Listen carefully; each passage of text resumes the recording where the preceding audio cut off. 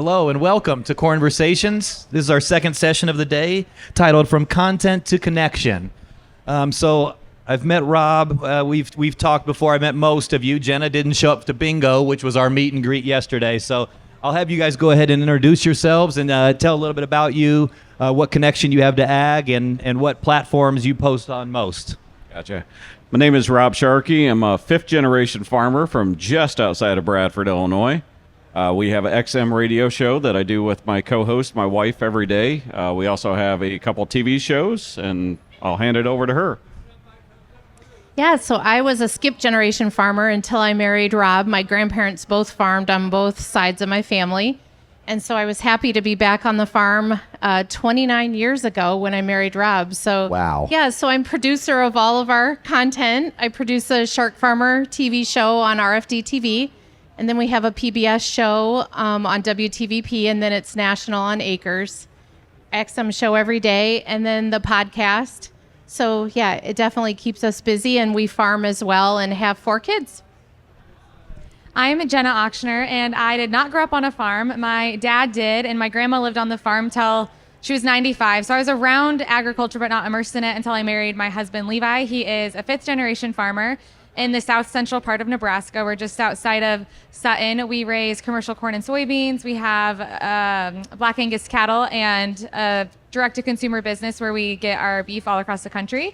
And then I share online, and I also have a podcast with Mary Pat sitting right next to me, and we have 3 little boys. I'm Mary Pat Sass. I'm from Northern Illinois. My husband and I farm with his 2 brothers and their dad. And I grew up on a dairy farm in Wisconsin, so farming's been part of my whole life.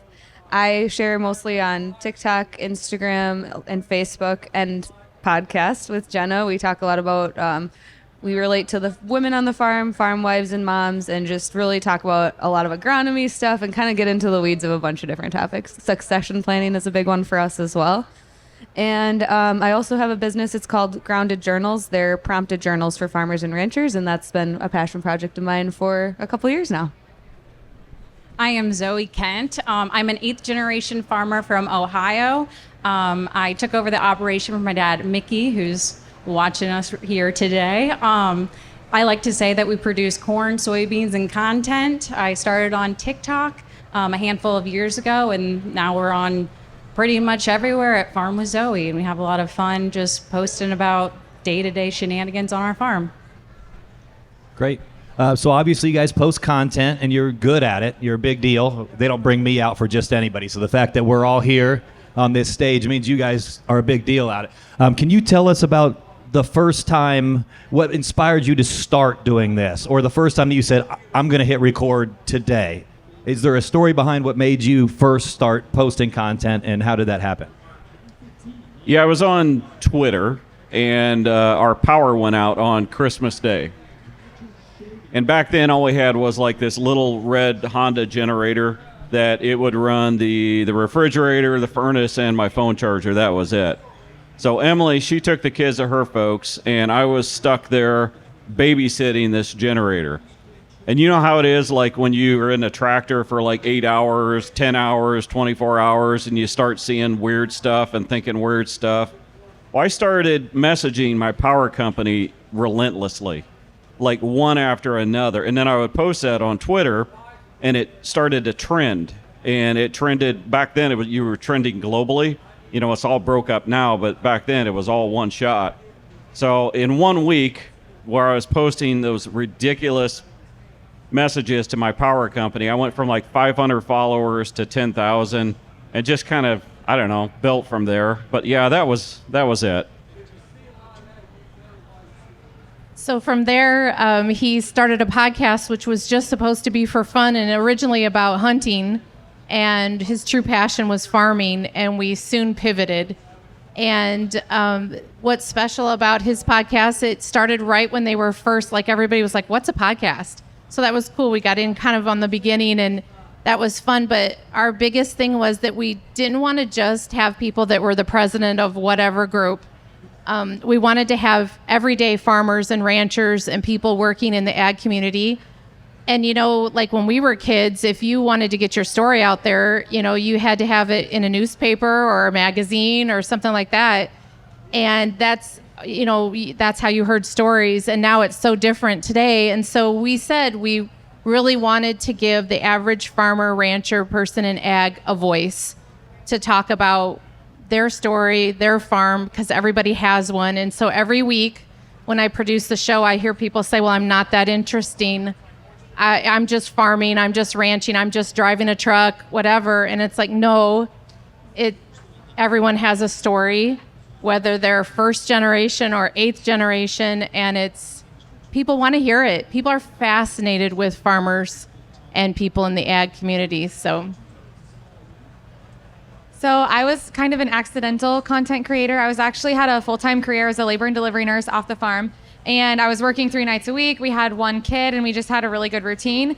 And then on my days off, I was kind of bored and I was like, how can I help? And my husband taught me how to drive some equipment and do different things. And I was like, this is great. I'm more than happy to help you. But I also feel like I could do something that could maybe generate another stream of income for our family. So we came up with the idea of our direct-to-consumer beef business because some friends' parents were traveling to Florida, and this was 6-8 years ago. So the beef prices were kind of calm. And they had gone to a farmer's market, and they said there was a farmer there selling his ground beef for $10 a pound. And we couldn't believe it because I was unheard of in Nebraska. And we were just, the idea came, how do we sell our ground beef for $10 a pound or sell our amazing beef that we're already raising at a higher price point?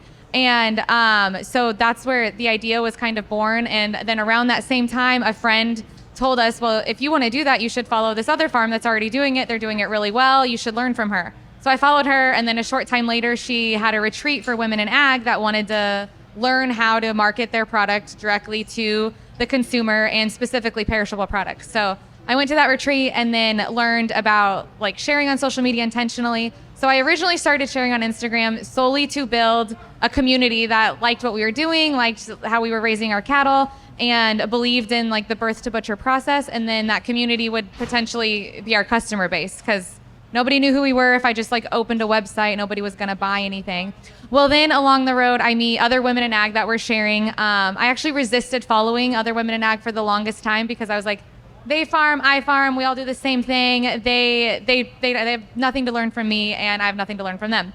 Well, God will humble you in a hurry because then most of my following became women in ag, and I met Mary Pat was actually one of my very first Instagram friends, if you will, and me getting over that the other people in farming don't have anything to learn from me really opened some doors to my community growing, meeting other women, and then learning that I could use this as a tool, not just as a way to market my beef, but to monetize in other ways and truly share our story and who we are. Kind of like what Emily was saying, we make up less than 2% of the population, so almost every single person in the world doesn't know what we're doing and is very intrigued by what we're doing. So, yeah.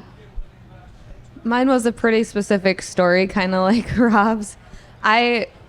Before I became a stay-at-home mom, I was working in ag technology, and I left my career my son was about 6 months old. I wanted to be a stay-at-home mom. The rigmarole of corporate life and traveling wasn't going to work with being married to a farmer and having young children, in my mind anyway. I know a lot of people make it work. I just couldn't. And after I quit my job, I kind of floundered. I really wanted to provide alongside my husband for our family, and I wanted to do something on the side. Loved being a mom, but wanted to do other things. So I dipped my toes into a bunch of things. I was making towel bibs and selling them to people. I was selling hair products for a MLM. And then one day during my first planting season home, I made my husband a lunch to take with him in the tractor, and he called me. It was maybe 10 a.m. And he was really sheepish on the phone, and he was like, hey, how's it going? And I'm like, good, what's wrong? He ran over his lunch with the tractor, and he basically said it turned into a big smoothie and asked if I could bring him out another one. Being home with our son, I was like, yeah, this is part of why I'm home, so I can take care of you and take care of him.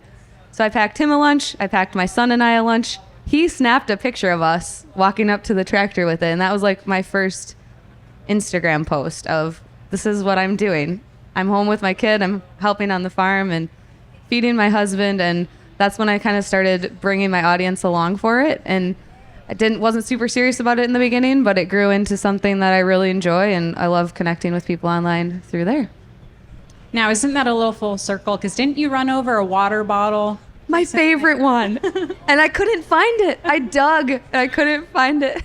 Tragic. So I started on TikTok in June of 2021. When I came back to the farm, I was hanging out with my dad and people who were 40 to 50 years older than me every single day. And it was kind of isolating. They were in that like third section of their career where they were kind of winding down. They already knew everything. They've been doing it for years. And I was just starting out, and it was like, man, I don't know anything. I feel kind of just isolated and alone. But I had a friend who was posting on teacher TikTok about what he was doing in his classroom during COVID. And he was like, Zoe, I think you should be posting about farming. You're a girl and you're in tractors, and I think people would find that really interesting. And at that time, I knew who the millennial farmer was, because whenever I would like YouTube how to fix something, his videos would be like the video that would pop up next. So I knew there were some people doing it. And it wasn't until I started posting that I realized like there are tons and tons of farmers online, and I built really great connections with other people who are like really in that same spot as me. One of the first women I started following was Erin Holbert, and I think she's a Beck's customer and is going to be here today, but she was the first person where I looked at her page and I was like, we are living the same life. We're both farming with our dads, and it just, I really connected with her there. Just by watching her and just seeing what she was doing, and it was really cool. And so I slowly built a community with other farmers, and then I was able to jump on. I was on TikTok for a full year before I started posting anywhere else, because I was like, God forbid my friends and family see that I'm posting on Instagram. I don't want them to think that I'm an influencer or something. But I was speaking to someone who was doing content creation full time, and she said, you have to get on all of these platforms because you are building on rented land, which I also farm on a lot of rented land. So, you know, you're building your business not on a place you own. You need to diversify and be everywhere. And so that's how I kind of just slowly got on all those different platforms. And then all of my platforms are really different. Whereas like TikTok, I find it's a lot of other farmers. Whereas on Instagram, it's more people who just have a more distant connection to ag. It's my grandfather farmed, my great grandfather farmed, and they're like, it's so great seeing a farm today, because I still feel that like sense of connection. So it's been really fun just growing, connecting with people online. You mentioned the term influencer in a negative connotation. I think especially in this industry, that term can have a negative connotation. What does being an influencer mean to you or not mean to you in what you guys do? We'll start over here so Rob can't take the good answer as always first. Good. I got to start off in the beginning. Yeah, I think we get that negative connotation just because, you know, there's a ton of people shilling the latest and greatest water bottle, the new makeup, all, you know, different things. And I never want to identify as an influencer, because it's like, who am I? What do I have? What should I be telling people? You know, I don't know what I'm doing. I'm learning every single day. So I get nervous, I guess, when I'm posting online, because I don't want people to think that I know. I don't know. It's like, I don't want to portray that I should tell you what you should do. And so I think that influencer, I'm telling you what you should be buying, what you should be using, stuff like that. Whereas like really like everyone has influence. You influence your kids, you influence the guy that you sit in the pew with at church, you know, everyone has that influence. But for whatever reason, I think that just that connotation has been kind of spun a little bit negative, just because it's used when people are like shilling a product. I think when I think of influencer, I think a lot of kids coming out of high school or going into college want to be an influencer because they think it's like an easy thing to do, and you'll just like, you know, sit at home and make a latte and share yourself doing that, and it'll become something. And it very well might, but and that's probably why it's become like a negative thing, because some kids that want to do it might not want to do it for the right intentions. But I do think, just like yesterday, we were listening to Scott, and he was talking about artificial intelligence being an influencer in the decisions that we make. And like you said, Zoe, everyone has some level of influence. It's just kind of how you use it. And I like to use that influence just through learning. Like this weekend, we're going to be butchering chickens for the first time. Me and my husband. We will have no one there to help us. We watch YouTube videos. We're going to figure it out. And I think sharing, even in that, like you're not the expert, but you're learning, helps people learn things that they might not learn from an expert. They might not pick up the little things that you're like, oh crap, I shouldn't have done that an expert would just breeze right by because they know that that's obvious that you shouldn't be doing it that way. So that's kind of what I think. It can be positive. I think it can be positive well, and I think as content creators, the most important thing is that we focus on being a positive influence and not a negative influence. I think a lot of times the negative connotation, it's grouped with like this group that is kind of like selling like buy the latest and greatest. It's very materialistic and very just like, oh, that company sent me something, I'm gonna show it.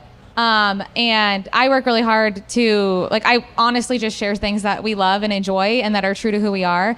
And we try to stay really grounded in our faith and our family and why we're here and the greater purpose. And if the Lord can use us sharing about agriculture in a positive way, then I'm okay being an influencer for that. For me and what we do on our different outlets, I think the word for me comes to be inspiring. Like Rob and I always want to inspire the next person to do the next big thing. Because I think in times when it's hard, like now when prices aren't always the greatest, I think that's where you can really be inspired to do that next thing that you might not do in times where you can just sort of coast along and know that things are going pretty well. And so we meet a lot of people all over the country that get down at times in ag. And we always just say, no, like this is a time where you can think out of the box and do the next big thing. And so for us, we're always trying to inspire that next person to think, okay, what's been rattling around in your mind for years that you haven't had the guts to do? What's the worst thing that's going to happen? That might fail, but the next idea might go. And so we try to share our story to get people thinking about what they would love to try. So if you look back in 10 years and say, gosh, I wish I'd have done that, but I didn't, and it could have been great, and someone else did it. Should have been me. It's like we want to make them know that we tried, we failed, but eventually found that thing that we are really passionate about and that they can too. So, influencer, if you're going to advertise with us, you can call me whatever you want. Influencer, farm influence, I don't care. It's all the same. You know, there's a lot of large agriculture influencers out there that don't farm. And they openly admit, you know, they're acting, you know, that's their thing. They're content creators. They don't actually farm. And that's fantastic. You know, they're doing a great job. They're reaching audiences that we would never reach. My worry is the younger people coming in. They want to do that. They're coming back to the farm. They want to be a content creator. They want to make their money with that. And I see them spending too much time doing the social media, not focusing on their farm instead. The farm needs to come first. The farm needs to be financially stable. And then if you can make more money on social media, knock yourself out.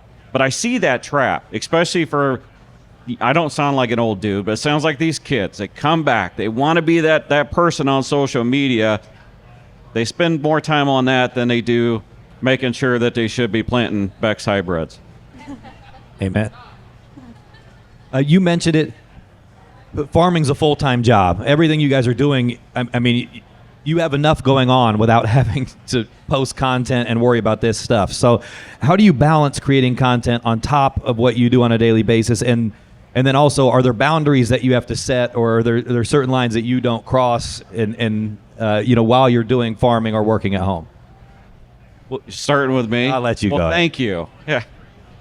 It was a lesson when we started the XM show. And, you know, I'm a farmer. I always grew up with a farmer. And there's two things you don't do. You never shut down the planter. You never shut down the combine. Because when it's go time, it's go time. So now we have a daily XM radio show. And she wants me to shut down the planter. And I'm like, no, you can't do that. That's not how we do things. So that night she sits me down and she gives me an economics lesson on what makes money and what doesn't. And the next day she's like, shut the stupid planner down, and I did. So yeah, there is a balance. If you're going to make money on the off-farm stuff, whether it be a job, your side hustle, whether it be social media, you do have to give some time up to it. It's going to take away from your farm. You just got to make sure that it's worth it. Yeah, I would agree with that. For us, we always brought the kids along with us too. And, you know, we always talk about the next generation coming up. So we wanted them to see what we were doing. We never thought that we would have a media company, but that's what we have now. So when we look at the next generation coming back to the farm, you know, I want the kids to know how to farm and to do those things and be with Rob. And so we slow down during planting. We slow down during harvest with travels, and we're with the kids so that we can learn together, be together as a family. They travel with us a lot, so there's that balance. But now we're also looking at, you know, the next generation with our media company. So the kids have a lot of interest in the media side of what we do, which is really, really exciting. We never dreamed that would be a thing. And we also have an outfitter. And for the first time, our oldest, who's 26, took over the outfitter this year. And so that's exciting. We, you know, passing it to the next generation's actually happening. And hard for Rob. That was his baby of 26 Exciting years. might not be the right word. Yeah. Nervous. Yeah. So, Nerve-sighting. Yeah. Yeah. So yeah, there is definitely a balance. There's a balance in all we do. We've brought the family along in everything we do. And I think that's really important too. I think finding the balance line is very blurry, and I just work hard to like make that a little bit more clear. I'm more in the season of, we have 3 young kids. They're 8, 5, and 2. I don't want them to think that like I'm on my phone all the time. I really have struggled with that. I used to have a full-time off the farm job, so I have explained like mom doesn't go to the hospital anymore, but I do still work and make money for this family, and so I have to be on my phone to do that sometimes. So I think there's a lot of teaching that goes along with it, and there's a lot of saying it'll be okay to take a break from this. Like I took January off. I took a couple weeks ago off to just like unplug from social media and the world and take a break a little bit to just focus on my family. It's kind of funny because when we're in the busiest times for farming, planting and harvest and calving for us, that's where it's most exciting to make the most content because it's the most interesting, and there's like a lot of stuff happening each day that most of the world has no idea about. So I don't know what the balance is. I don't know what the exact trick is, but I think we just do our best every day. When our kids are in school, which we are homeschooling now, which is a big change for our family, but we do set a boundary from like 5 to 8, from when supper time till our kids go to bed. We're just going to put our phones away, and it doesn't matter who needs us. I don't know. I'm tempted to get a landline so we can just, if it's truly important, call the landline. But we can truly like put our phones away for a while. I think there's something to be said about turning your hobbies or your passions into a business. And for me, I really enjoy creating content, but I can feel when I'm getting like overburdened by it and it's not fun anymore. And I also really, really, really enjoy being part of the operational side of our farm. During our busy seasons, I'm out there in the tractor as well. And I know it's maybe not the best return on investment for my time being out there because we could hire someone to do it, but it's what I enjoy. So I think like finding what you really, really, really enjoy doing and figuring out the financial side of it too, but also like not sacrificing and like making that your whole thing so that you'd stop enjoying it. That's kind of where I've been. I know it's a short answer, but that's kind of where I've been with it. Okay, so as far as the time, a lot of my farming content is just whatever is happening day to day on the farm. I've heard, from the experts, they're like, you have a content calendar and you have a plan for what you're going to share. Most days I go out to the farm happens to me, and I get whatever I get. I would say if I'm filming a video, I'm just propping my phone up against anything and everything, just going about what I'm doing. And then at some point I'll figure out where this video is going. And so it comes along with me. It's not its like own time slot. And as far as boundaries go and like the work-life balance, my husband would say that there is no work-life balance. I'm really lucky because he works out of state 4 days a week, which means that I can work the entire time he's gone and not feel guilty about it. But now we have a standard Friday night. He gets home. We're doing date night. He has to schedule it in, because if it's scheduled in, then I will commit to it and have that break from the farm. And as far as boundaries go, like specifically, the videos I make are about farming. They're not about my personal life. I coach a cheerleading squad at our local high school. I make sure I'm never wearing anything that has that logo on it. For everyone, it's different. If you are selling beef at your farm, you want people to know your location so they can come and buy it. I don't want you to come to our farm. No offense. So I'm doing things to make sure that my location isn't too obvious for people, and just setting that boundary that, hey, I'd love to interact with you. I do not want you to show up at my house. And these are the things I post about, and there will be things going on in my life that you're never going to know about, just because when you open your life up to the internet, people have an opinion on everything. And I don't care if they have an opinion on this thing or that thing on the farm, but they don't get to have an opinion on my relationship, on my family members, stuff like that. We're getting close on time, but you mentioned people sharing their opinions with you. As quick as we can be, how do you navigate comments, criticisms, or even just opinions other than your own? And how do you stay positive while still contributing to the conversation? I assume the easiest thing to do is shut down and ignore it, but you have to continue the meaningful conversation. We'll start with you. I think you just have to be critical of what you see. You know, you can't believe everything you see online. You cannot believe the comments about you. The only ones that get to me are either ones that are like, if it's something that I already feel insecure about, if I'm posting about something where it's like, I just know that, you know, I could be more educated on this topic, or I might not know exactly what I'm doing when I'm fixing this thing, and then someone says, hey, you have no idea what you're doing. Like, oh no, everyone can tell that I don't know what I'm doing.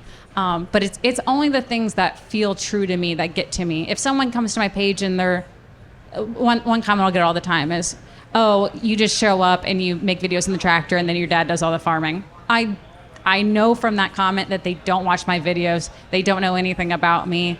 That stuff does not get to me at all. I love stuff when they don't know what they're doing. You were talking about butchering the chickens. Like, I can't wait to watch that. I'd rather see authentic videos than you try to become an expert on that before you post your first video. These videos are going to be way better than when you're good at it. So There hopefully won't be anything too crazy in that. We'll see. I like to put on my prom dress. That's what I do when I get criticism. Pretty much just kill them with sarcasm. And I don't really feed into it a lot, but every once in a while I get the energy to clap back. And that's kind of how I like to do it. I think it's funny. And otherwise, you just really got to know and be true to yourself and be true in your own values, and just know that that's who you are deep down, and don't let people on the outside that are watching from a distance that don't know a lot about your life, right? Like, we are truly just sharing the highlight reel. So I think that that's really important to keep in mind, and it will get to you. It gets to me sometimes, and it is hard sometimes, but you just got to keep deciding if it's how you want to show up, and remember that you are who you are, not what other people say that you are. If it looks like they maybe are truly curious or truly don't know, I'll usually try to educate at least once and give that opportunity. Like, this is why we're doing what we're doing. Like, I got a lot of criticism during calving season this year. And we got accused of being factory farmers, and my husband was very tired and worn down, and so he was ready to clap back at that, like Mary Pat usually does. But the interesting thing about building an online community, especially within agriculture, a lot of times if somebody's mean, my community like goes to bat for me before I even see it, and there's other people in the comments like kind of setting that person straight, if you will, before I can even get to it. do you have a name for those people? Like the Swifties, you know, come for you. You don't say anything bad about. Do you have a name for your community I don't, of the people come back for you? Maybe I should come up with a name. Rob, for do you have a name for the people that fight your fights? Okay. I just try to stay positive. There's a few things we don't talk about on the XM show or on the TV show because we know we'll get emails or submissions to the webpage because people are very opinionated about it, and we usually just stay away from those topics. But otherwise, we just ignore it. Do you want to talk about them now? Just kidding. Oh, it's simple. You don't say Trump, you don't say Biden, you don't say wind turbine, you don't say solar farm. Those are the ones you don't say. I had a full background at a trade show once that had one wind turbine in the background. It was the most complaints we had on anything, just a trade show booth. So I agree with you. So the online bullies, if you will, they can get to you. I learned a while back, I had a guy that was just relentless on me. I mean, just every time I posted, within 10 seconds, he'd be ripping on me. And it gets to you. And then, this is not a story. I learned that guy had to move because he had a goat climbing on the top of his mobile home and the goat fell through his roof. And I'm thinking, I let this guy that lived in this goat-ridden mobile home get in my mind space.